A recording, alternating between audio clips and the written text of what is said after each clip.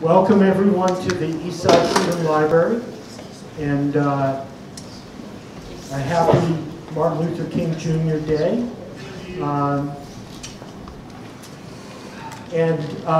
So I want to explain, I'm Peter, the co-director here at the library. There are restrooms downstairs. This is the third in a monthly series that we're doing on labor and social movements. We've had a conversation on labor and Me Too and labor and environmentalism.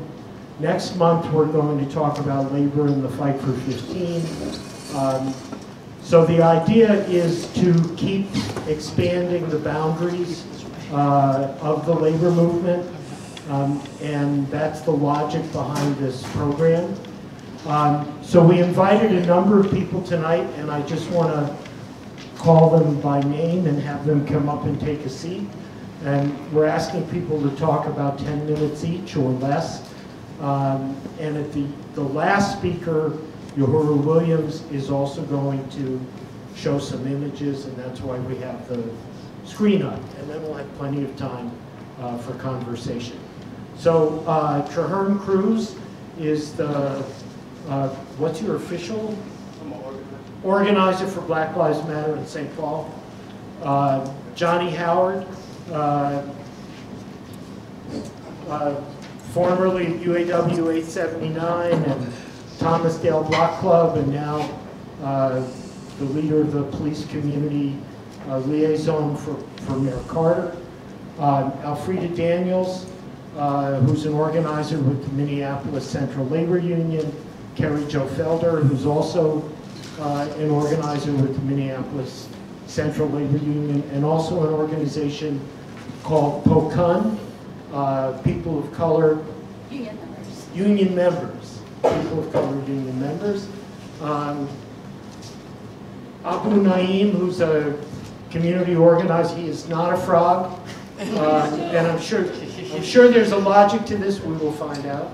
Abu Nayeem, who's an organizer in Frogtown, and Yohuru Williams, who's the Dean of Liberal Arts, is that what they call it? Dean of Arts and Sciences at the University of St. Thomas, the author of a book on the Black Panthers, and also this book, Rethinking the Black Freedom Movement.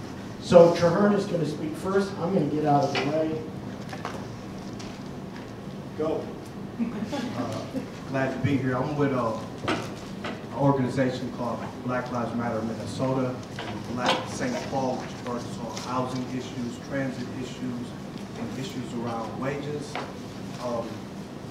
Just a few points. I think this meeting is about the Black Lives Matter movement, labor movement. So the fight for freedom and wages for black lives and black bodies started with the Emancipation Proclamation and other revolts against slavery. Black people didn't receive wages during the slave period, so people had to fight to get free, to be treated as a human being, and to even be able to receive wages. So ever since black bodies arrived here off the slave ship, we were fighting for wages and fair treatment and civil rights and human rights and things like that. Then as time moved on, you had the Pullman porters who had to fight for the right to unionize so that they can get fair wages and be treated fairly and things like that. The fight for jobs during the civil rights movement with Martin Luther King and other people like Rosa Parks and things like that. More recently, you've seen Black Lives Matter, as far as with labor, connect with groups in like Mississippi, where like 5,000 people came together to organize for the right to unionize against Nissan. Also in places like, I believe, Colorado, you've seen Black Lives Matter come together with organizations, even here locally, as far as with the union and as far as the airport, fighting for the fight to raise the cost of living, the minimum wage to a cost of living wage of $15 an hour. BLM has worked with labor unions here in St. Paul, here in Minneapolis, and at the airport to raise the minimum wage to a cost of living wage of $15 an hour. I think another big question, I'm just throwing a lot of things out real quick. Are the police part of the working class? Is a question that people from BLM or Black Lives want to know. I think that's going to be a very important conversation anytime we're talking about unions and labor and things like that. Are the police part of the working class? Fighting for, I think, fighting against police or state-sponsored terror, or fighting against state-sponsored killing of black bodies is a labor issue. I think reparations is also a labor issue because it's about getting past wages for those who did not receive wages. So I think in the 2020 elections and going on, reparations and union organizations is something that's going to have to be a serious issue. So those are just some of the things I want to start out with.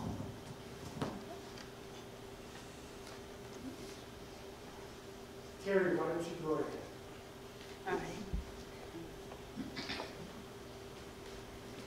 Hi, my name is Kerry Felder, and Can you turn the mic on? hi, I'm Kerry Felder, and I work with the Minneapolis Regional Labor Federation, and I'm also a school board member for North Minneapolis District 2. I started my walk with labor with my father. He was an educator. He taught mathematics at the high school level, and he had graduated from Rutgers University, Kumusumgad Day, and so which is #1 in his class. And he always fought to make sure that we had a great education and push the importance of it. And so the other thing that he would push when I was very young was being a union member. And my father got to march with Malcolm, and he marched with Jesse Jackson, and he had all of these wonderful stories to tell, but the most important was the Buy American and Buy Union Made, to support not only ourselves and keep our prices down so we can afford nice things, but to also support our neighbors in our community. And so for the longest time, I remember always having union-made toys. And then the union-made toy development fell off a little bit, and I finally got a Barbie. But it started at a very young age. And then I, grew apart from that. And I was a waitress for 25 years, a server for 25 years, but also I worked with Raymond James. I worked with numbers. I was a fashion fair makeup artist manager, and did just everything that my heart desired. But there was always something wrong at these jobs when I was going through them, and it was the way people treated their workers. The way if you were 2 minutes late, they docked 15. And just the way they treated people throughout that piece. And so I moved to California and worked for a non-union business. And it was rough. And they treated people badly. And every day the president would come in and we would have this little sparring battle between the two of us. And, which one was smartest, but who would have to go through that every day? And so when I moved back to Minnesota, I started to go to school, and a friend of mine, they were going to close North High School. And I went out to go fight for it because I graduated from North, and when I went, it was awesome. Absolutely awesome. And so then a friend of mine noticed when we were door knocking, and he's like, you're getting into all these doors. He's like, have you ever tried organizing? And since I'm a server in my heart, I was like, And I was going to school for nursing at the time. And I was like, no. So he was like, oh, we get to come fight for people. I'm like, okay. So my first campaign was for in-home daycare providers, which I think is very, very important. Because all the money they're paying into that little purple, what is that, term to wear, they could be paying for insurance, medical insurance, dental, health, insurance. These are things that they could be doing. And just the way that people to control other people's money in ways that doesn't benefit them upsets me greatly. And so that was my first one. And then I worked for Neighborhoods Organizing for Change and helped to build up their education piece. And then I moved over to the Minneapolis Central Labor Union for education. And when I first got to work, they were working a big campaign, and I was in the office by myself for 3 days. Well, I found out what I was supposed to do, but in those 3 days, when nobody welcomes you, or they welcomed me, but there's nobody showing me the ropes, and I'm walking around the building, and it wasn't as warm as I had expected. And so that was my first little check about my new space. And then I worked there. I started September 9th. February 24th, POCUM, People of Color Union members, we held our first meeting. So I didn't wait very long. People were starting to respect spaces. I was like, well, let me make a space and see who comes. And our first meeting, 60 people came from the union. Just because, institutionalized racism is everywhere. And, they say minority, men, and women and people of color. And so I made a space only for people of color. Because a lot of times in the labor movement, when they hire a minority, it's going to be a white woman. Just because they have their options. And so I made the space, and we grew, and we bonded. There was a lot of pain in the room. But also a lot of inspiration, because people are proud of unions. Unions are a great thing. Unions have fought for a lot of the freedoms that we have. And so we have to realize that nothing is perfect, but we can make it better. And that's how we feel about POCUMs and People of Color Union members. And we go out and we tell youth. I mean, when we think about things that have been taken out of history, or things that haven't been put into our history books, the labor movement is one that has been taken out. Yes. And I remember reading about the labor movement when I was going to school in 5th and 6th grade. And so we go to schools and we tell the youth about labor jobs. We give them youth-friendly labor businesses. We tell them about apprenticeships. And we help other labor members who need that help. And so we started in 2013, right? Yes.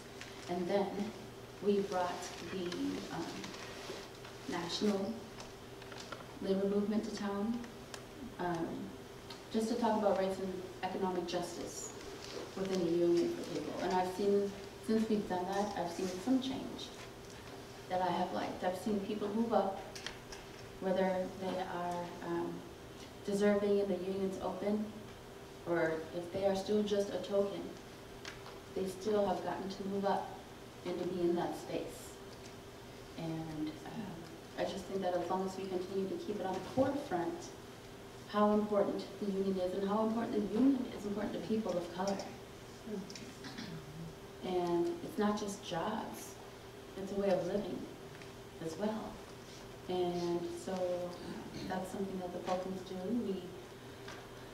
We do some labor movement pieces like this. It would behoove me not to point out Adriana Patterson, who's in the back room, who speaks a lot of engagements, and she's a very popular tradeswoman. Yeah, she's got muscles.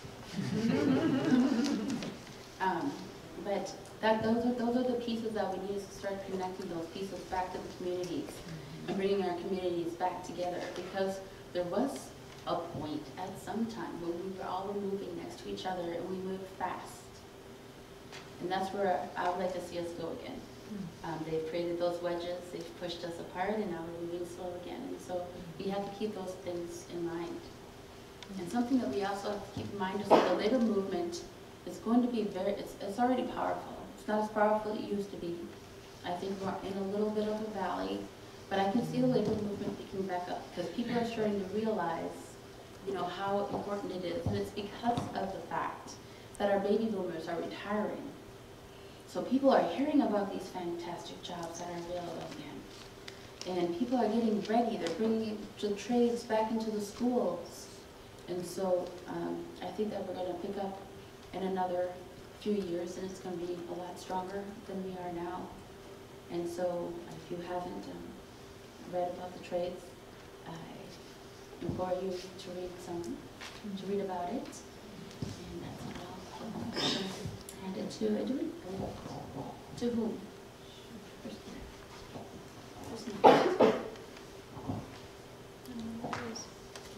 Go ahead,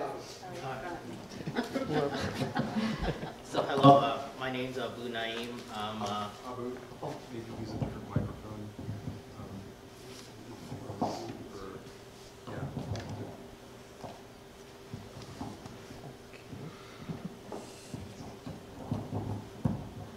Hello? Alright. So my name's Nayeem. I'm a local organizer, board member for Frogtown Neighborhood Association, and I'm also a local superhero. So, the Frogtown Crusader, or Frogman for kids. And just a very little short story regarding the local superhero costume.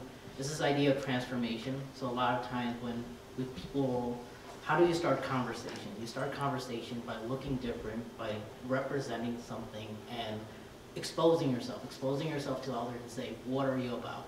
Well, what I'm about is about community, it's about creating conversation, about creating those authentic relationships. And one of the things that I'm sort of moved about within the labor movement is kind of like what is the potential in building those relationships. So for example, one of the things where I'm very moved by the civil rights movement, because even like, it's one of those things as a person of color or as an amphibian, I am so happy with the work of the civil rights movement because I would not have these rights or privileges that we have right now. So for anyone that's a person of color that's not supporting Black Lives Matter, understand the importance, they should read the history, understand the respect.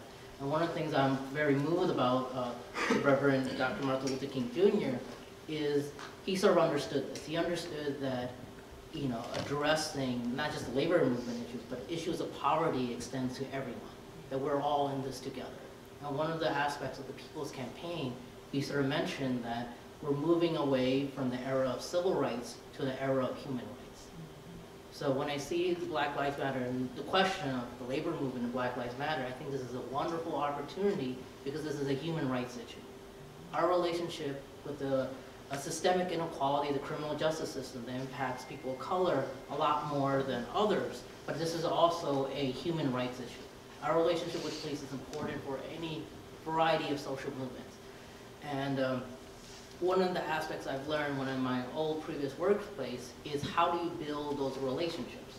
So often with, I would say, you know, how do you bridge the gap? The bridging the gap is building a friendship with people of different cultural, racial norms. So if you look at the statistics, you'll find that almost 98% of the population have friends, core friends within their own racial or cultural identity. And the biggest opportunity to break that gap is actually in the workplace. It's so diverse, there's so many different groups of people working together and you're exposed to them, and you're exposed to your fellow peers on a consistent basis. So it's one of those things of within the labor movement or within our workspaces, how can we get together and have, I would say, authentic conversation expressing our adversity, expressing what makes us unique, and share our stories and listen.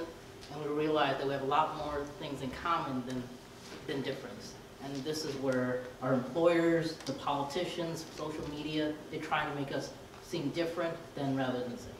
Sorry, I just, but so I'll stop here for now. Thanks, Bob. I guess I can go next then. I've been sitting here trying to figure out, well, Johnny, why are you up here? I'm a friend of Peter's, and he called me. So I'm trying to put my story together. I hope it makes sense. I moved to Minnesota in 1984 to work for the Ford plant. I retired after 35 years, and I understand unions, they're good and bad. And I say they're bad because sometimes once we get unions, we take the people at the top of the unions and we pay them too much. And when I say we pay them too much, they didn't understand our income level and their income level to what they were fighting for us really didn't match up. And so as the union movement goes on and gets stronger, I don't want them to make less. I want union workers to make more. You know what I mean? And that's what would make sense for me. After 35 years with Ford Motor Company, it was probably one of the best paying jobs I've ever had in my life. I got a pension for the rest of my life. I got medical for the rest of my life. I get discount on Ford vehicles for the rest of my life. So I understand the importance and the strength in unions. You know what I mean? It's not often you get those type of benefits from a job, and I think they fired me 6 times and my union brought me back 6 times. So there's good work in unions, and I probably should have been fired all 6 times. That's true. But, you know, union work is good work, you know, and you get to, you build something when you have a job that you can get paid and pay your bills with and buy a home with and invest in your future for your children and all of that. That's what you go home and you feel good about and you can dream about, and that's a good thing about good jobs, good wages, and protection. The unions are set up to protect you on your job, because sometimes folks that employ you, they don't have your best interest in mind. Their best interest, their big interest is that dollar. And so I think unions are strong. We should try to unionize whenever we can. You know what I mean? But there's something else that goes with it. We have to be in our communities organizing. We're working on the job, but we got to organize in our communities because they go hand in hand. You know, when you look at our elected and public officials, within all their job descriptions, it said public servant. It said public servant. That means you want to serve people. And so part of our job is to organize and to mobilize and make sure that people we elect understand you technically work for me. And if you go to McDonald's and the fries is cold, you take them back and you're probably going to lose that fry, going to lose their job, right? We have to do the same thing with elected and public officials. If they're not doing the things they said they would and want to do, we got to get them out of office. I did a little organizing in the Thomasdale Frogtown neighborhood. And it was the Thomasdale neighborhood when I started organizing. And Frogtown was about a 4-block area, and every time there was a shooting, a rape, a drug bust, any type of killing, they said a shooting, a killing, something happened in Frogtown. So they gave that entire geographic area, they called that entire geographic area Frogtown, and made it negative. So we had a group called the Thomasdale Block Club, and so what we did was we began to patrol our streets. And we put t-shirts on that said Frogtown Power, Frogtown Pride, and we used to do barbecues on street corners where the drug dealers were trying to sell drugs. And we had cameras on, we had lights on, but they moved to another corner, we moved to another corner with our Frogtown Power, Frogtown Pride t-shirts on. We took our 2 recreation centers where we had our kids in poor uniforms, and we named it the Frogtown Football Program. The city wasn't doing a good job of taking care of the vacant lots in our neighborhood, so we created a labor organization. And this was 2001, 2002, up to 2006. We paid our laborers $13 an hour then. Wow. Our children and everybody on our program at least made $13 an hour, and we were cutting city lots, cleaning out vacant lots in the city. but we were trying to get to 15 back then. We just know we were doing the right thing. But everybody made $13 an hour, but we called that Frogtown for a season. So what I'm trying to say, in this movement, we took that negative and we turned it into a positive. Look at this frog right here. And so that's a good thing. You know, we created the Frogtown Action Alliance and the Greater Frogtown Community Development Corporation, and that come from, this go back to union work, that came from organizing and bringing people together around what we had in common. That was that geographic part of the city. And so that's what we did. Then fast forward and speeding up, I'm now a civilian employee with the St. Paul Police Department. The Community Engagement Unit is put together to try to rebuild and reestablish relationships between the city and its police department. So my job is to engage, to involve, and invite the St. Paul Police Department and the folks that live, visit, and socialize in St. Paul to get to know each other better. I think I cut it off there.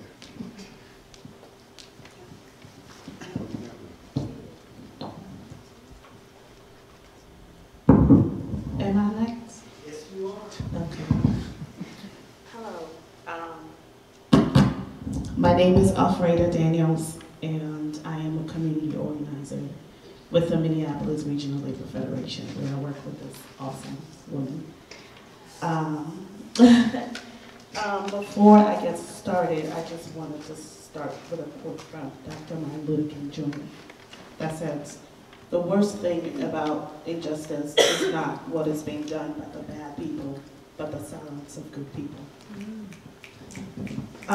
So a little bit about me. I am originally from Liberia. Liberia is on the west part of Africa. For some of you who don't know where Liberia is or anything about Liberia, it was a country that freed slaves settled in when they were taken back to Africa. Hint, my name is English, so just in case. But I left Liberia at the age of 9, and I grew up in Ghana due to the Civil War. And I came here to the U.S. as a refugee in 2006.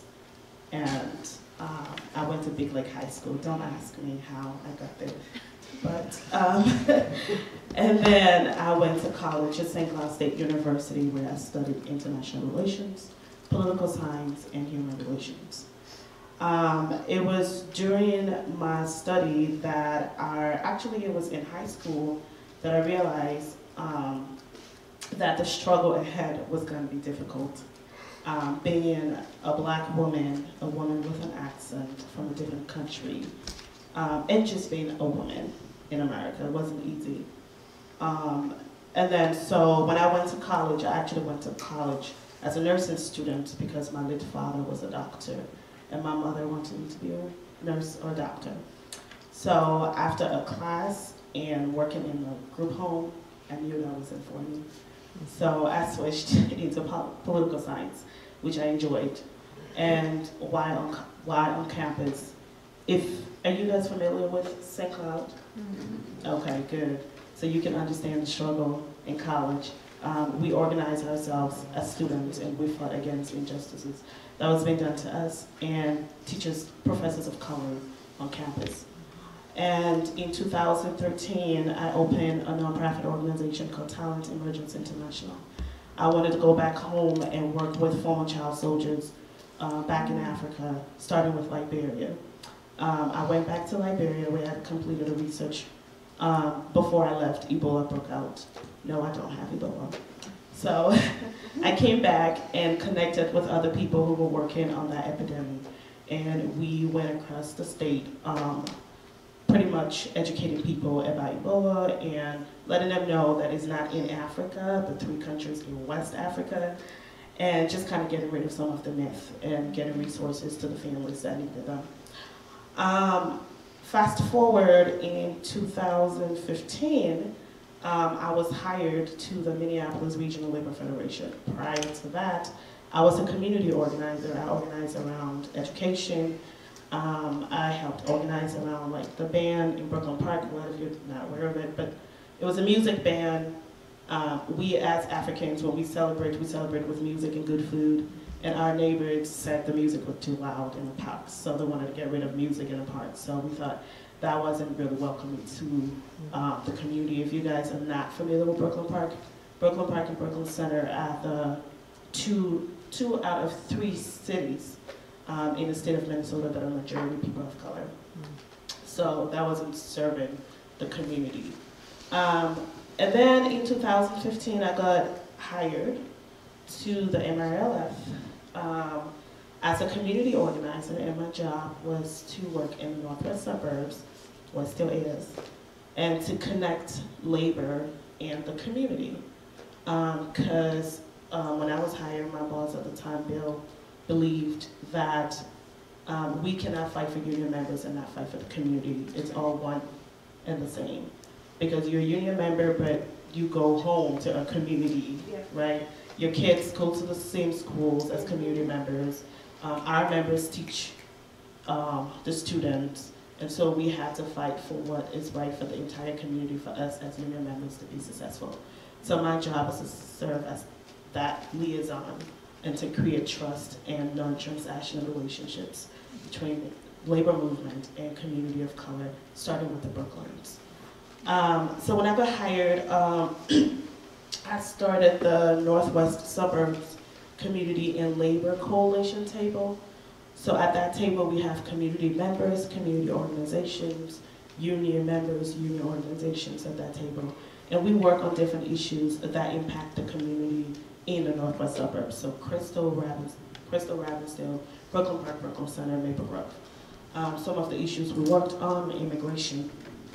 Right, a lot of our members are directly impacted. I'm a believer that if we're gonna fight for workers, we must fight for workers as a whole. Workers are not just paycheck, right? They come home, they have families, some have kids, they need child care, they need good education system, they need good transit system to get to work. Some are immigrants, right? Our labor force is populated by immigrants, whether documented or undocumented. And I believe that the war against immigrants is the war against the labor movement. So the labor movement have to participate, even if we do not have the capacity, we need to work together. Like we did historically with the civil rights movement, we need to work together with Black Lives Matter, people who are working on immigration, people who are working on the social justice, or I'm sorry, the justice system. We need to work together to bring changes to all these areas for us to hopefully like take care of our members. So we do a lot of that work in the Northwest Suburbs. In 2016, for the first time, we were able to elect our first labor-endorsed candidate in Brooklyn Park and the first person of color. That was very historic, and then it's just been going up after that. This year, we have our first Liberian mayor in Brooklyn Center. We also have our first Liberian City Council mayor in Brooklyn Park. We also have 2 labor-endorsed council representatives on the council in Brooklyn Park. We're also currently working on the Osceola School Board. Currently, Osceola School, are you guys familiar with Osceola School District? Right, it's the 5th largest school district in the state. They represent 8 cities, Brooklyn Park and a little bit of Brooklyn Center, and Maple Grove and other cities included. But as of last year, all of the board members were from Maple Grove, which is one of the 8 cities. Due to that, a lot of resources were going to schools only in Maple Grove. And people who are predominantly people of color in Brooklyn Park, kids were not being served properly. And there was this huge achievement gap, and we needed to do something about it. So we decided to fight for redistricting. So that's the Osceola School District campaign that we have been working on. As of last year, we got, again, for the first time, 2 labor-endorsed school board candidates elected at the same time onto the school board. So we're making progress. And this actually shows that if we work together, there is power in solidarity. So if you're an organizer here, sometimes we do the work and we don't see the results right away, but it's definitely worth it. And you know, sometimes we go home with the pains of the people that we work with. But see, one thing I like about the union of the labor is, before working for the MRLF, I have no labor background.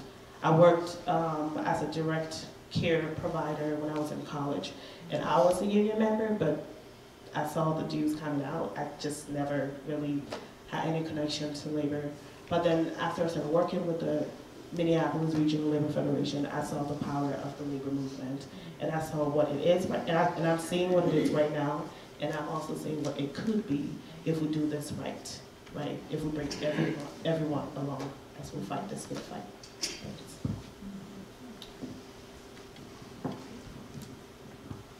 So it's, stand up.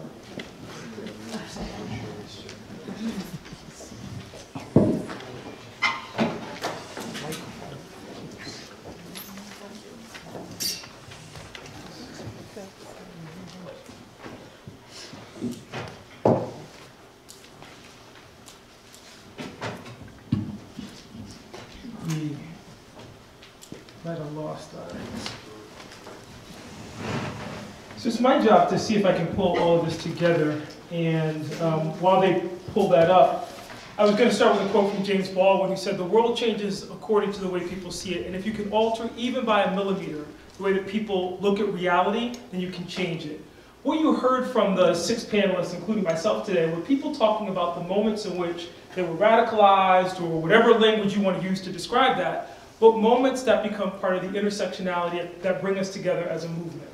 And I say that because I began my first job was actually at Carvel Ice Cream. Then I got a job at Super Stop and Shop. Now, I only mention that because I was 15 years old and I got a job in a bottle return, and I became a bagger. These are 2 jobs that don't exist anymore. But I joined the United Food and Commercial Workers Union, and I went on strike for the first time at 15 years old, making $4.25 an hour because they were trying to raise our base wages.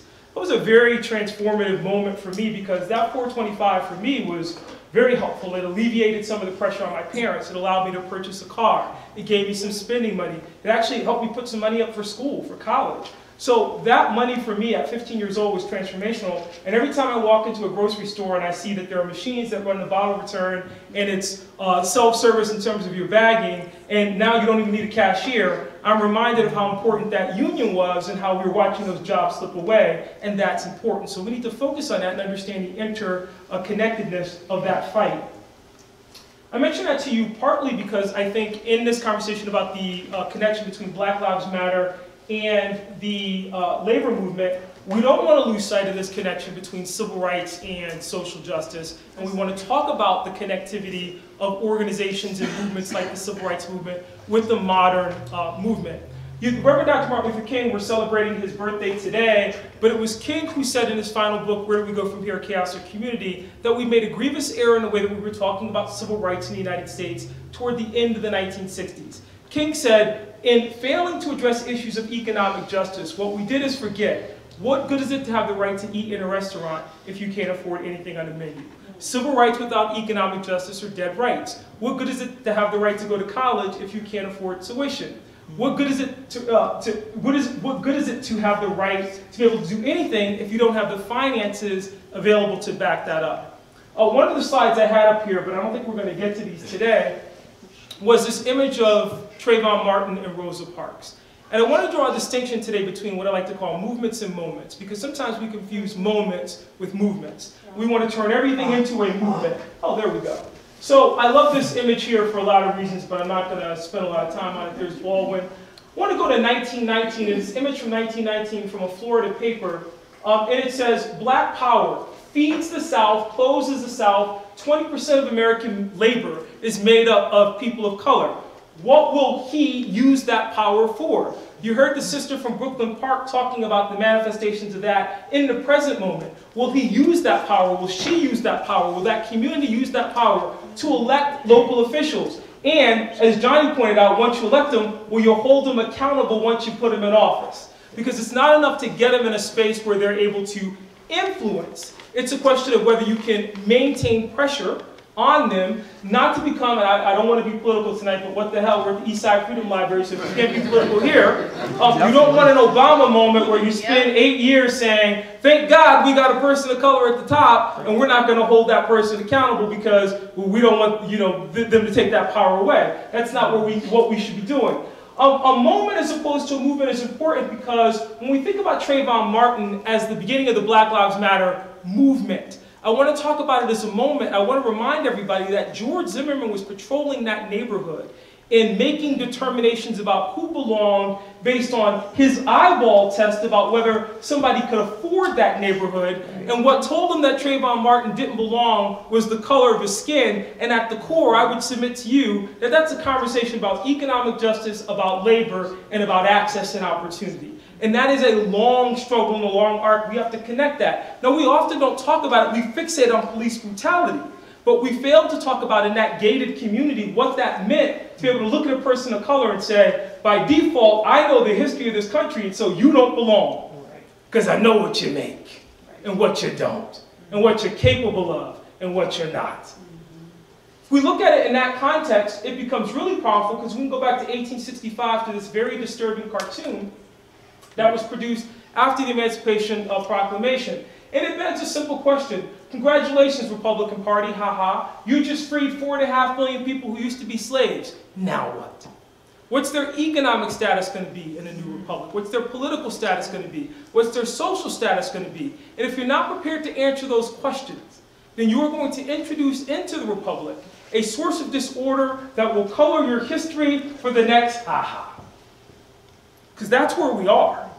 We've been answering that question fundamentally since 1865 and not arriving. Now, Frederick Douglass in 1865 was one of the people who was asked to comment on this. I just want to read part of the speech that he gave to the Massachusetts Anti-Slavery Society to you in 1865. The question before Douglass was simple. What does the black man want? Douglass said, what shall we do with the Negro? I've had but one answer from the beginning. Do nothing with us.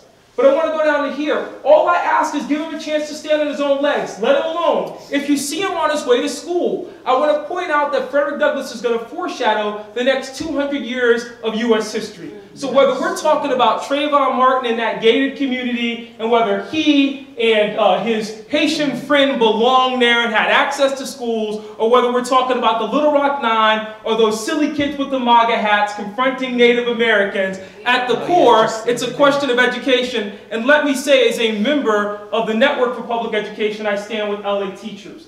I also want to point out here, let him alone, don't disturb him. If you see him going to the dinner table at a hotel, or getting a pack of Skittles at the corner store, or picking his girlfriend up from work in Minneapolis, St. Paul. If you see him going to the ballot box, let him alone. But the most important one that Douglass saved for last was, if you see him, can you hit that for me, Peter? I'm sorry. If you see him going into a workshop. Well, that's not working. Oh, well, we're not going to worry about it.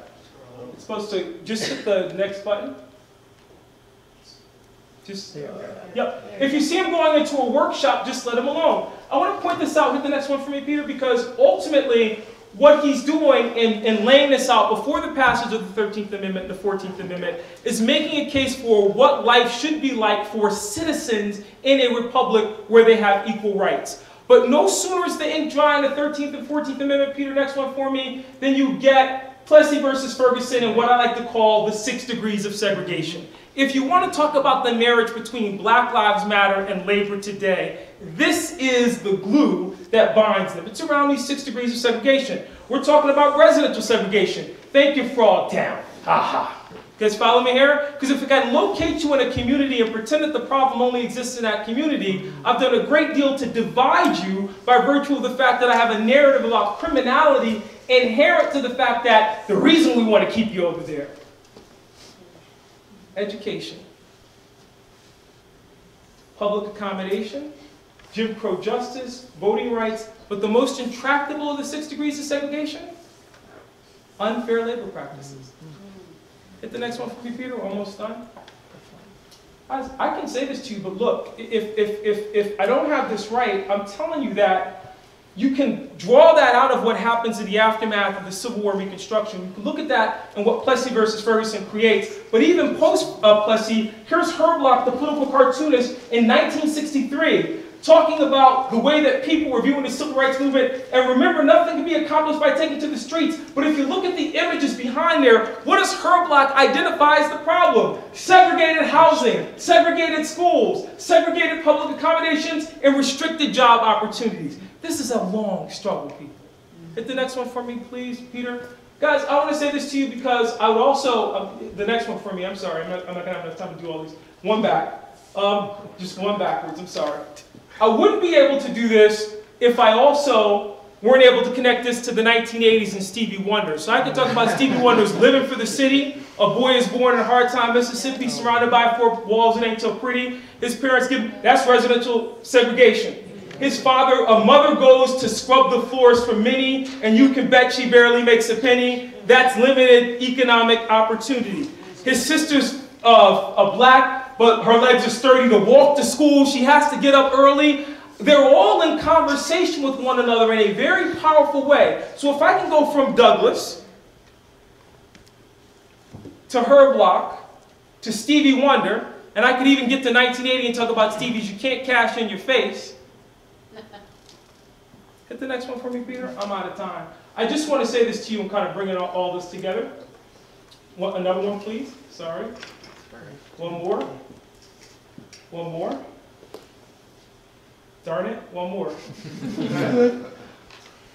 That even as we look at intersectionality, issues around gay marriage, around immigration, around segregation, they all come together in this space that we call labor, right?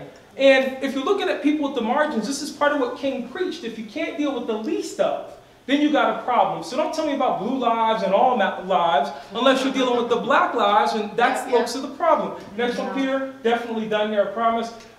Keep going, movement and moment. Again, I want to point out to you, keep going, Peter. One more.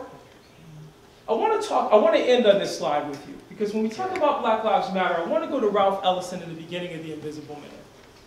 Now, I could have ended here with you because Turner Classic Movies for Black History Month are showing all these great black films today, and one of them is A Raisin in the Sun. So I could have stopped with Walter Lee Younger's monologue where he goes, you know, son, one day your daddy's going to make a business transaction that's going to make us rich, and we'll go up to your room and you'll be sitting with all the great schools in the world. The American Dream delivered to us by Walter Lee Younger, right, in Raisin in the Sun. But I don't want to end there today. I want to end here. Next one, Black Lives Matter. There's a reason why those t-shirts say stay woke. Because in the beginning of Invisible Man, Ellison writes, I am invisible, understand, simply because people refuse to see me. We refuse to see the interconnectedness of the labor struggle and the struggle for black lives. Like the bineless head you see sometimes in circus sideshows, it's though I've been surrounded by mirrors of hard distorting glass. When they approach me, they only see my surroundings themselves are figments of their imagination. Indeed, everything and anything except me. The Frogtown in my imagination.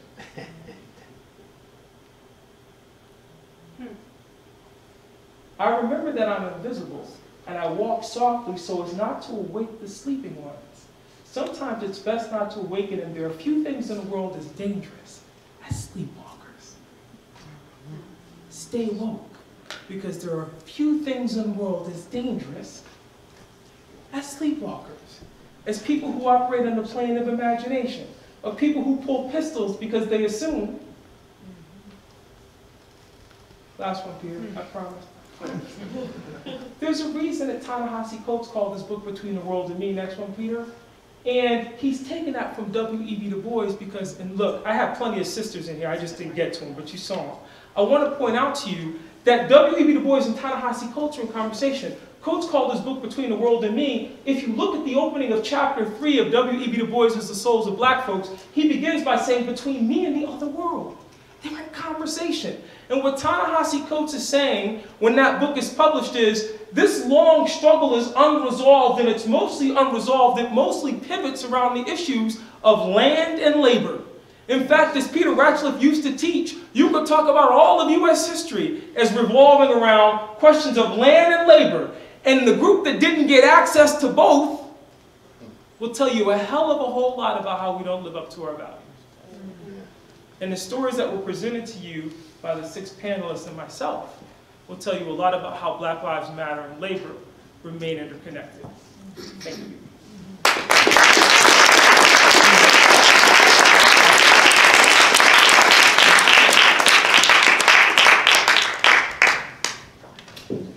Y'all are really smart. Well, come on back up there, everybody.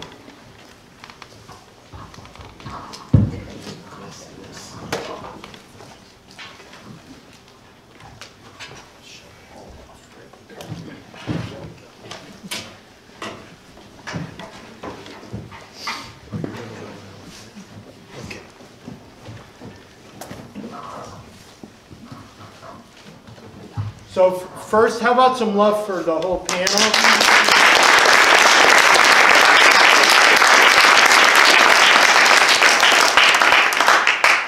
And Clarence does this Mike Douglas thing, running around with the microphone, and Some of these people aren't old enough to remember Mike Douglas.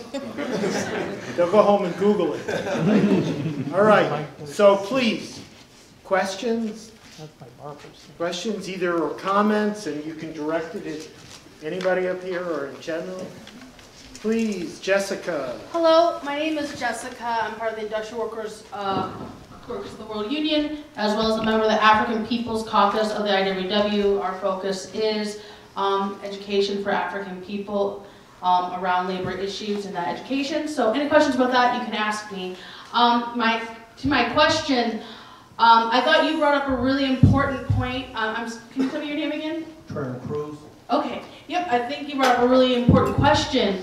What is the relationship of police to the broader working class? And that, you know, the questions of within this country, African American people having, not having access to education, and specifically to the labor movement, the racist history of the labor movement, and how police have been used as a way of controlling our communities and violence against our communities. I think this is a really good time to kind of explore that question, because it's like, I think things like Black Lives Matter really do put it to a head, and we really do have to look at the roots of policing as an institution in our communities and in the labor movement, Black communities, the labor movement as a whole. So anyway, I'd love to hear people's thoughts on that.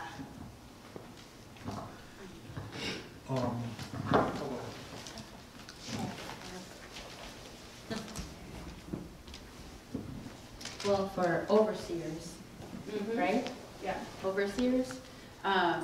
In Pocum, it's really funny, when we talk about police, we don't talk about them being in a union. Like, we keep them separate from us because they are in an association, which is different, because they wouldn't, we don't think that they put up with the same values that we do, and they're also not civilians.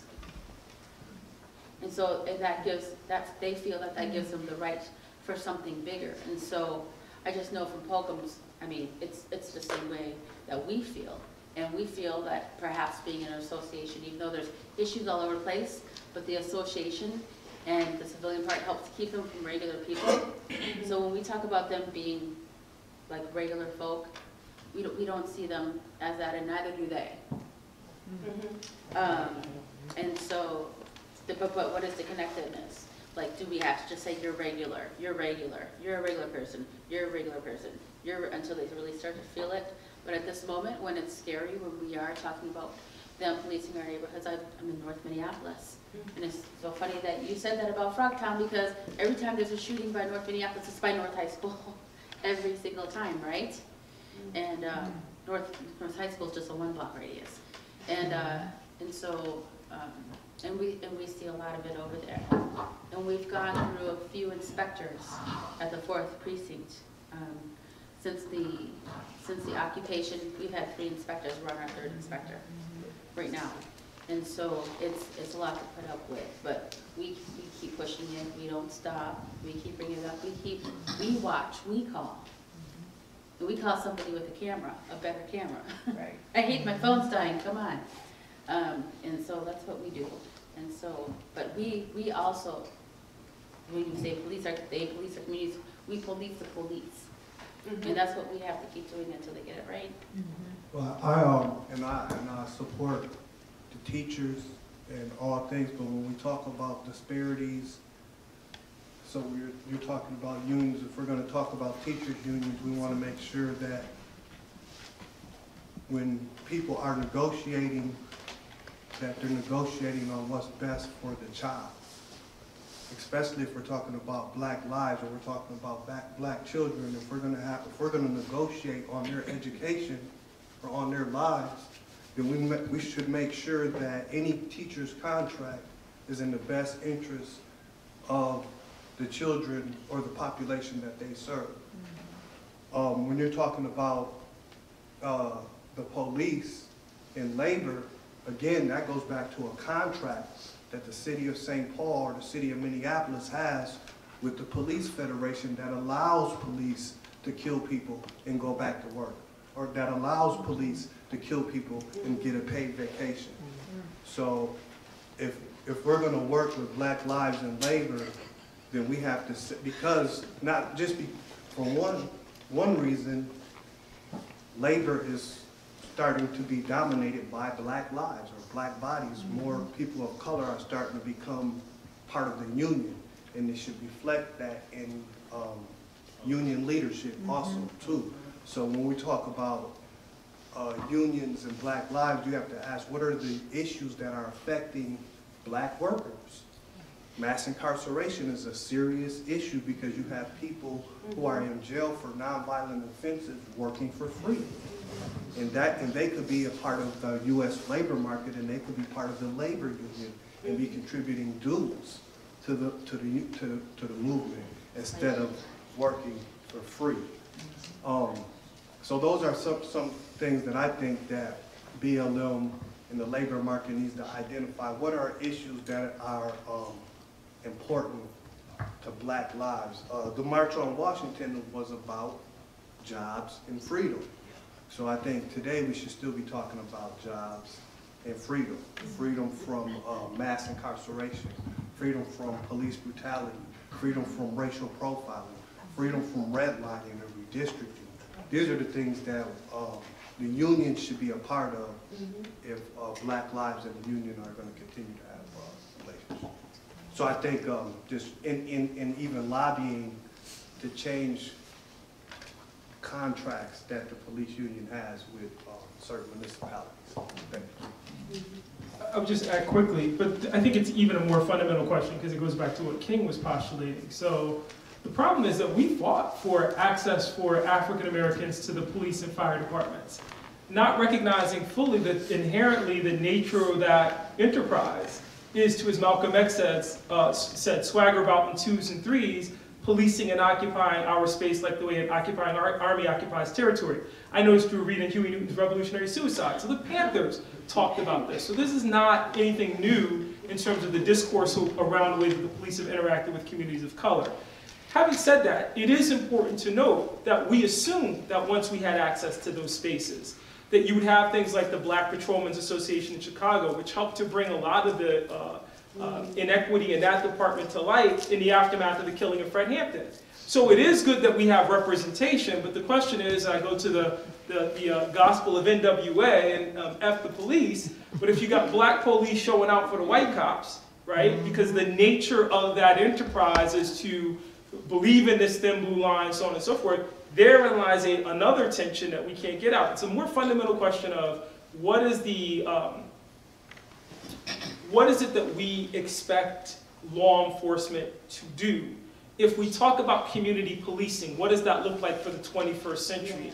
Is there a way to decarcerate public spaces? Is there a way to turn schools less into prisons, not to buy into the narrative that because we're afraid of Parkland, we're going to put metal detectors up? Are we going to not buy this idea that somehow, and I agree with you about teacher contracts, but privatization is not an investment in public education. An investment in public education is an investment in public space. So it is this kind of larger question. I love the way that you framed it, sister, in terms of how we think about the bigger piece related to that very real tension about, because the last thing we then want to say is this: do we not want any police of color? I didn't say anything about privatization. I said what's in the best interest of the child. So if we're negotiating with a public school or a teacher, what is the best kind of curriculum for a school? So St. Paul Public Schools is 70–80% people of color. Does the curriculum reflect that? Does the teacher pool reflect that? That's what we're saying. Not so even if you, like you're saying, you can have a Black teacher, but if the curriculum isn't going to nourish and develop the psychological development of the Black child, it doesn't make a difference. So there's Campaign Zero that has a 10-point program of things that so like in ending the contract negotiation is one of them. Ending having police wearing body cams. I don't know, I can't remember the whole 10, but Campaign Zero is part of the Black Lives Matter initiative. So I think if we coming up with policies and procedures to combat white supremacy and institutional racism in schools, in policing, in banking, and then enforcing them, I think it's a combination of what you're saying. We're definitely on the same page. I'm just going to respond quickly too in this way. It's not just about the curriculum, but it's also about whether you have people of color who want to be teachers, because when you talk about white supremacy, the fact of the matter is the curriculum doesn't reflect the people who live in those communities. Right. So we talk about African American teachers, we need Hmong teachers, we need teachers who are LGBTQ, we need a cross-section of the people who live in this country and reflect the diversity of that experience. We need LGBTQ teachers of color. But the problem is, as you were pointing out, and I agree with you 1000%, part of the problem in the way that it's been framed is it's framed as an either or instead of a both and we want the both and. Yeah. I would just like to point out, like, one of the key things is that with regards to policing, it's a community issue. Like, how do we address it as a community rather than an institution? When we ask those questions of addressing the needs of a community, we ask, like, how can we have officers that represent our citizens within that neighborhood that they're serving? We call this on the beat police officers, and also there could be community ambassadors, could be youth mentors that become not just, you know, community police officers. Also, one of the other thing to consider is the language itself. So can we reshape the language what a police officer is and say it's a peace officer? So when there's conflict going on, they use to de-escalate conflicts that are occurring, because we need that, because conflicts do occur in communities. And one of the aspects when talking to community leaders within the Frogtown area, there used to be a historical Rondo community, which used to be very, I would say, robust, in the sense there was a lot less crimes because there was a lot of community, I would say, relationships where the grandmothers, they had indirect forms of, I would say, discipline for the children. So right now, because of the community development is sort of breaking apart, that we're resorting to the police to be able to handle conflicts that occur in the community. So one aspect of understanding if there's a high level of crime is that how do you build a relationship with community members that they are themselves can address it and provide the support and love that's needed instead of resorting to the criminal justice system to seek justice. Well, okay. I said well because that's a mighty deep subject. That's a joke. Well, no, well. Okay. So, you got it now. Okay, so I am not a sworn officer. I'm a civilian employee of the St. Paul Police Department. And so, boy, sometimes I run into some tough conversations here in St. Paul. So I start off by asking people to take 1 second out and just shut your eyes. And when you open them back up, I'm going to talk to you about the St. Paul Police Department. And yes, they have had problems. But when you look across the board, across the country, across the cities, the number of police-involved shootings, the excessive use of force and everything going on, our numbers are extremely low, and 1 is too much. But when you look across the country and you really compare numbers in St. Paul, 1 is too much, but our numbers aren't as high. Now, how do we begin to fix this problem? How do we begin to change this? So we've done some things differently in St. Paul. This community engagement unit is brand new. We're saying to engage, to involve, and invite you and your police department to work together to make our city, our great city, even better. Well, how do we do that? So I don't want to go through the whole thing, but I want to talk about 2 things that we do. We run a summer camp, and we're trying to introduce 8, 9, and 10-year-olds to our police department early, and hopefully their first experience be positive. But that's not the big thing. We got something else we're working on. It's called Law Enforcement Career Path Academy. We want our police departments to look like us. We want our police officers to live in our neighborhood. So we got a partnership with Century College and AmeriCorps. So if you know somebody between the ages of 18 and 27, we're hiring right now. And what happens is they get to go to school for 2 years, and we help pay for it. And then at the end of those 2 years, the starting salary is about $63,000 a year. And they had to do some community service with my team while they're in school, but then they're getting to know this city. They're getting to know the Asian community, the black community, the Somali community. So they're working in the city, but this is what we need to do, is hire from within our neighborhoods. And here's a chance of folks that may not can afford to go to college. We give them $1,200 a month, they put it in their pocket while they're in school, and then we help them pay the tuition after they graduate. That's how you make the change. You become the change. So we're trying to employ people who live next door to you, your children, your family, your friends. We got to get inside. We got to get right there and organize when you get there, organize before you get there. That union is strong, is powerful, but that's going to be going down to the Capitol and changing. That contract is too strong. That's right. You got to go to the Capitol. The chief can't do it. This guy ain't going back. They're going to court with the civil court in 2 weeks. The one that stumped the guy when he was down, the chief fired him. The union got him back. Well, now he's in civil court and he won't make it back this time. But we got to organize to work within this system. If you want a law change, you got to change it. So the key thing is I'm saying we can start to change the color of our police department, and we can do it, and we got money to help do it. Okay, so usually I don't like to speak publicly when it comes to the police issue because I don't have filter. But I'll say this. I think for so long we've been asking for the same thing. For me, I don't believe the police in my neighborhood need to be my friend to do their job right. I don't need to sit at the same table with them and create this relationship with them for them to know my name in order to do their job right.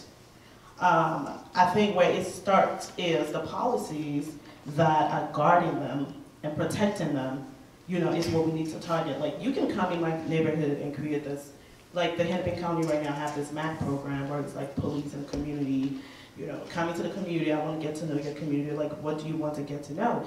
We sit at the table, but do we get to make changes in your policies that guide you every day as a police officer? No. Are you coming to my community to teach me how to deal with you, or are you coming to learn how to change you? Those are the questions that we need to ask. And truthfully, I believe they're coming to educate us to say, this is how I want you to act when you see me. Not, hey, we've been doing this wrong. This is what we should be doing to make sure that we're working and reflecting the values of the community that we're serving. So for me, when it comes to community issues, which is why I really don't attend the whole community and police forums and creating relationships, because I believe that's a waste of time, and that's just a way of them telling me I want you to be a certain way in order for me to not arrest you, in order for me to not shoot you, even though they don't have the right to do those things in the first place. Right, so when you come to a lot of these places, for example, within Brooklyn Park area, we have a huge population of Liberians and other Africans in that area. Now, back home, when the police pull you over, you can get out of your car and have a conversation with the police officers. That's completely normal. So a lot of people came to the U.S. with that mindset.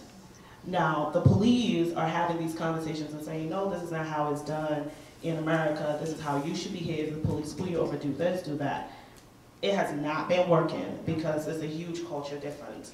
But is the police willing to learn and say, this is the way of the community, and maybe this, you know, this is how we should deal with them. Now, you have a huge community of Africans who, when we party with music, right? We love the music as a part, we dance, and also we have a family value system. So if an African person's living in a house and they're having a barbecue, your street's gonna be full with cars. We don't have two-person barbecues. But then the police are being called, you know, But our neighbors, and they're reporting that, and police are coming and disrupting and asking people to leave and giving people restrictions of how many cars can be in the parking lot. Now, do you understand what you're doing to those people? And you tell me that's a way of teaching people how to live in America and how to create a relationship with police. Which is why, like I said, I don't usually, all these programs are all good. I understand that. Yes, bring people in. We're bringing people of color, black and brown people, but these people are still going to be governed and guided by the same laws. I have seen black and brown police officers doing the same thing that white officers do to us because they're still protected by the same laws. So I think what we need to be targeting and what we need to be paying attention to are the policies and those laws that are protecting them when they kill us. And when it go against the law, we need to find a way to hold them accountable, not to have barbecues with them, not to record a video of a police officer giving a toy to a black or brown kid during Christmas and say that's police work. Police work is changing the system and the laws that are protecting them when they kill us. And I think that now is the perfect time for that, especially in Minneapolis. I'm really happy to say that we have Chief Arredondo, and that we also have Sheriff Hutchinson. I think that now is the time that we really move forward on that and start making those changes. Because I've only really stood up for one police officer, and that was Michael Friesleben, who was inspector of the 4th Precinct while we were doing the occupation. Because he was like, okay, you know, someone shot a civilian and you're mad. And there we were for 16 days. As soon as that occupation was over, they rolled in and they demoted him right away. And this was a person who I had seen playing basketball with the kids. All of the elders, no matter the ethnicity, he greeted them as he should. And I am not a big police fan, if anybody knows me. And I actually went to the church and I wrote a letter to support him. I mean, that's big for me. That's huge. And so I think that it can be done when we have the right people in place. But what I was going to make a point of saying is that at that time, they didn't want the right people in place. The system didn't want.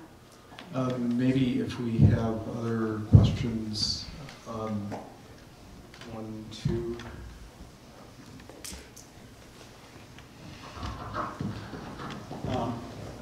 I want to describe an experience I had 3 months before Philando Castile was killed.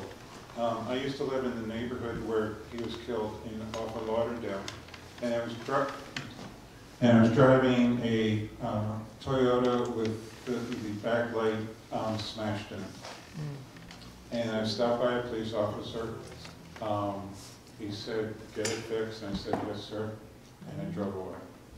3 months later, not far, Philando Castile was killed. I'm a therapist, a mental health therapist, and so some of what I'm going to say is about the psychology, the social psychology of racism. Philando Castile was denied his Second Amendment right to carry a gun. It was loaded. He didn't pick it up, but I'm not sure who said it, but it was the, quote, presence of a gun that got Philando Castile killed. That was part of the newspaper reporting. If I would have said, "Officer, I have a licensed gun," would I have been killed? What people don't realize, and I talked to the St. Paul police chief about this, and his response was, "Well, we need a lot more awareness of internal bias." Well, for 400 years, black bodies have been are an object of fear for white people. How do you erase that in a psychological workshop? It doesn't work that way. And so, like the fears that we have with each other are so deep and ingrained, and they're ingrained in our history. I work with Somali refugees right now, and Somalis and African Americans have a lot of trust issues. There's only one difference between Somalis and African Americans, and it's the historical lineage. that Somalis didn't come through the slave trade, they came through immigration and refugee status. That's not a big deal. But there's, so we're trying to do more communication between Somalis and African Americans. Mahmoud Al-Qadi talks about racism myth, but racism is a reality. That's right, and that's true. I'll just respond to that. I just want to say thank you for even acknowledging the fact that, you know, you got pulled over and nothing happened, and in that same space, a man got pulled over and then he got killed. He didn't get killed just because it was a gun. He got killed because it was a gun and he was black. Right. That is the reason why he got killed. So I want to acknowledge the fact that you actually picked that up and acknowledge that. But I want us to understand that this go back in history. The system that we operate under, it's benefiting the top 10%, probably top 1%. And they are intentionally trying to bring a wedge between black and brown folks and poor white folks. Because at the end of the day, we are all suffering. We are all struggling to make ends meet for our family. But they come to you and tell you, hey, you will be much better without these people, and then you fight against us. But actually the war is against all of us. The war is an economic war. It's a war that the rich, on Wall Street, the only color they know is green. They don't care about black and brown. They bring that into our communities to divide us so that we are not doing the work. So this morning I was opportunity to listen to Don Lemon from CNN. One thing he said that got my attention was that if you are asking someone to change, you should be willing to change as well. Now, in the context of social justice movement, if we are fighting for change, we need to do things differently. We cannot fight for change the way we did 50, 60 years ago, because things have changed and the oppressors have become smarter and they have given power to people, little power, access, or I'll say they've created a glass roof to some folks who, when they see the top, they look below and then discriminate against the people below us. There was something you said, though, that I would like to disagree a little bit. Being someone from Africa, and yes, our African-American brothers and sisters came here on the boat and we came here through immigration, but there is a lot of difference because this is home for them. This is where they came and they saw their parents and their great-grandparents being enslaved, and they have worked to make America this great, and they are not benefiting from it. We came here from home. We know where home is, they don't. And that's something we need to recognize, because I even talk to my community, in my African community, and there is an issue, but this issue is not as big, which is why even we as black and brown people, we have a lot of work to do within our own community. There is an issue, but this is something that can be resolved if people are speaking truth to each other. I always tell people some of my worst discriminatory racist experience came from my African-American brothers and sisters when I was in high school. Now, after Black Panther, everybody thinks it's cool to dress up and wear African clothes. This is life for me. This is what I wear every day, right? But when I was in high school, my African-American brothers and sisters used to laugh at me because of the way I dressed, the food I eat, right? Because I wasn't American enough. Now, even within our African communities, our elders talk down on our African-American brothers and sisters, because this is what we're being shown back home. When you talk about black and brown people in America, they show you videos of like the hood, drugs. It's intentional. And then we come here and we fight against each other when we should be uniting, because there is power in uniting. Because we should be telling them, this is where we're from, this is where your home is, this is how it looks like, and they should be telling us, welcome, this is the struggle. But I'm gonna tell you this, when we get pulled over, the police are not asking where you're from. They're seeing black. When you get incarcerated, they're seeing black. They don't care where you're from. Well, if you're wearing a hijab, that is a little different, because now they know where you're from, right? So I think it's about time we need to unite in our own community. And like I said, if you were asking someone to change, you need to change. You need to be willing to change yourself. So if we're asking folks to get rid of racism and discrimination in our own community, we need to start having that conversation amongst ourselves too. And I just want to point out, you had talked about, you know, how that's hard to change, the social piece of it. Well, I'm multi-ethnic, My mother is white. And she imagined her love for me, a little brown baby, before I was born. She didn't even see me. She was just coming up with all kinds of concoctions of what I would look like before I was born. So it's not that we say we can't change it, ever. If you don't think that we can change somebody, or if we don't try to change somebody, or if we don't say something in the moment, or do something in the moment when something awful is happening to a person of color, then you are part of the problem too. And so we can never give them that, because I'm living proof. And I've got 3 more after me. And they have 7 more after them. And so there's no, I just really found it, you know, like, kind of like, no, we can't do that. We can't allow them that space.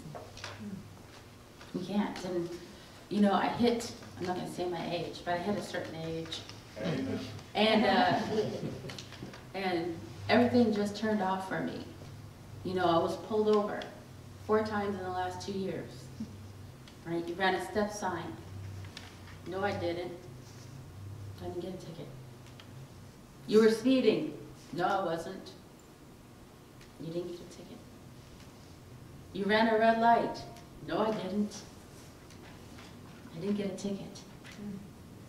Like, I just, you know, my husband was like, what are you doing? And I'm like, I know my rights. For one, I know my rights. And for 2, if the police killed me, I think a lot of people could vouch that I'm not a really violent person. You know, I like to do food shelves, I like to do food chairs. But not every time are you gonna pull someone over and they're going to take it. And I've had a lot of time to think about like how that could affect me, you know, later on. But, you know, I've just been mad. Like, the shootings have been too much. The murders have been too much. And it's a lot, especially with the orange dude. Definitely. You know, that was a lot of weight. And so we just have to keep fighting back. And I think that what I like now that we're doing, so we have our bulletin group, but we also have a commission. And that commission is making sure that when they go back into their own unions, they're voicing up. They're standing up for the next person. They're saying those things. And like that commission, we just have to keep doing that as people in all of our organizations, whether it be church, whether it be the Food Mart Coffee Club, whatever it is. We just have to keep making sure that we keep going back and going back and going back. Because if one person is told like 8 times, like, dude, that was racist, that was wrong, that ain't right, it's good, you know, hopefully it's going to start sinking in sometime. And I want to make sure that we get to some more questions, so hopefully we can have some quick questions and quick answers, so a few more people get a chance to weigh in. So. I won't hold you all long, because I'm just going to piggyback on, y'all pretty much said what I wanted to say like 15 minutes ago.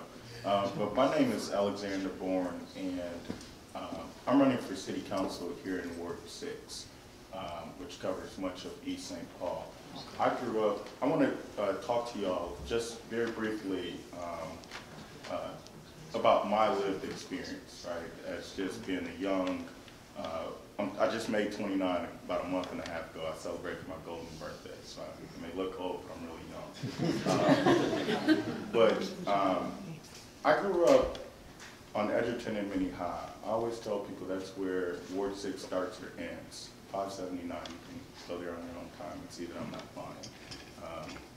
But that's just 2 blocks away from the Eastern District headquarters for the police, St. Paul Police. Okay, anyone that's been on the east side knows that that building was built about 15 years ago now, 10, 15 years, somewhere up in there, about 15 years ago. And I had the pleasure, I host these weekly lunches at Deli Karibu right across the street from the police station. And so every now and then the police would come in there during my little listening sessions, and I talk to them, you know, just as I'm trying to talk to you all now, about what it's like to see a police department come into literally the middle of an impoverished neighborhood and to date, okay, literally to date, have no outreach, right, to the neighboring community. Okay, we have National Night Out, right? It's a beautiful thing, right? It's beautiful, right? You got the police working in concert, playing with the kids, you know, and it's really nice, right? But that happens, I think, 2 times a year. The police our neighborhoods 24 hours a day, 365 days a week, okay? And so, you know, when I talk to some of my more affluent constituents, you know, north of Maryland, okay, and I use Maryland Avenue kind of as like the line, you know, where we kind of got the haves and then the have-nots, right, north and south of Maryland. And when I talk to my constituents over there, it's very hard for them to understand some of the challenges that us young black men grow up with, right? Because they simply don't see it, right? And so I'm always faced with the question is, well, how do we, you know, reinvigorate the public's trust in the police department, okay? And the harsh reality is that's the wrong question. The question should be, how do we invigorate the public's trust in the police department that works for us all, right? And I think you all kind of alluded to it. We need to work in community, right? We need to be a little bit more communal, right? Because the fact of the matter is, there's a lot of people doing a lot of amazing things, right? But they're just not working in concert with one another, right? And so I just want to challenge you all to talk to me, because I really want to get these perspectives. You know, I came here for a purpose tonight, and that purpose was to let you all know that you have someone that is genuinely interested in moving towards measurable solutions. We talk about policies. The beauty about policies is that it can change, okay? And when you think about what drives policies, right, it's lived experiences. It's upbringings and culture and spirituality and religion or whatever, right? And so we have to make sure that our policies are really reflective of who we are as a community. Okay, I really want to give someone else a chance. So,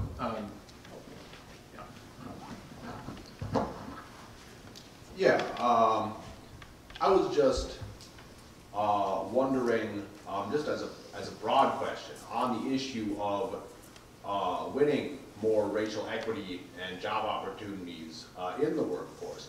How can white workers within the labor movement do more to open up job opportunities and advancement opportunities for black people in the movement? I know that frequently bosses have exploited a racial divide and weakened the entire labor movement, I think to our detriment as white folk who are workers, by having us gatekeep against black people. But I guess what actions or effective solidarity have you seen from white folk in the labor movement, and how can we help y'all? So what I've seen for POCUMs, that's a big thing for us. So actually having and holding the racial, the economic justice and racial days that we had together, it was a 2-day affair with the national and moving those pieces forward, and the commission that was born out of that. And so making sure that people are standing up for each other in the workplace. And when you see it, say it. Or at least go and make sure that you're a witness to this person's displeasure or that piece. But also, we take it to high schools. We talk to youth who aren't going to hear about it, because a lot of the labor movement is nepotism. They've got their son, they've got their girlfriend's or their daughter's husband, and they've got their daughter's husband's brother, and you know, that's where it is. And so it's in all of these areas. And so we have to make sure that we're sharing that information with everyone. and making it socially available as well as on paper in the community. And so that's why I brought some paper pieces for you to look at as well. And then also, just, you know, like, hey Bob, I know that I really wasn't up for that job, and Joshua here has been here for 10 years more than I have, right? It's really about standing up and doing what's right when the moment comes. Yeah. And I really can't see that a lot.